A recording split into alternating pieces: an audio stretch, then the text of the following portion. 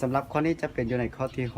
6 วัตถุหนึ่งที่สร้างกลวยเบ็ดกลเกลียวมีระยะเปลี่ยน 10 ซนเมตรความที่สร้างกลวยเมตร 50 เฮกจุดเข่าของระยะเคลื่อนย้ายอยู่จุดดุลเดียงในเวลาทำอิฐที่0เท่ากับ0วัตถุกำลังเคลื่อนที่ผ่านที่ตั้ง5 ซนเมตร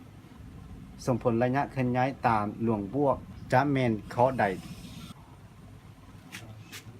สำหรับอยู่ในข้อ 6 นี้เขาจะให้ระยะเปลี่ยน a ก็คือเท่ากับ10 ซนเมตรความที่เท่ากับ50 เฮกและเวลาที่0เท่ากับ0จะมีระยะเปลี่ยนต่อทำอิฐแม่น5 ซนเมตรเขาถามว่าอีกตัวนี้จะมีค่าเท่ากับเท่าใด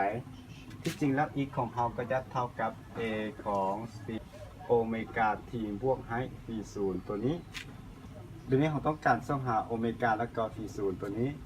เราก็สามารถส่องได้จากตัวนี้อยู่ในนี้เราจะมีว่าจาก x 0เท่ากับ a 0แล้วก็โอเมก้า t ได้ตัวนี้ต้องเป็น t 0บวกให้ t 0เพราะอย่างจริงใส่ x 0เพราะตัวนี้ x 0ตัวทำ x 5 สังตี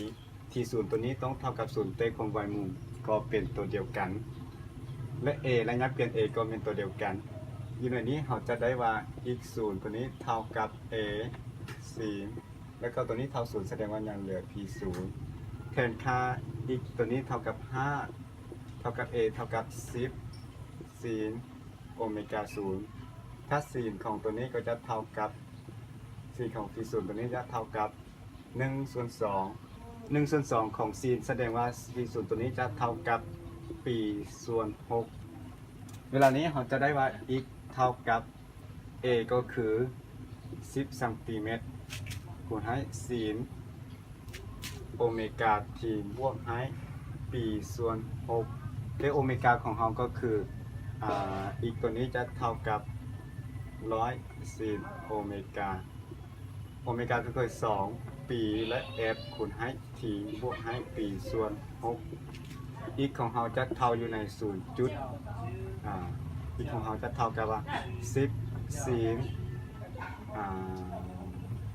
2คูณให้ f เท่ากับ50แสดงว่า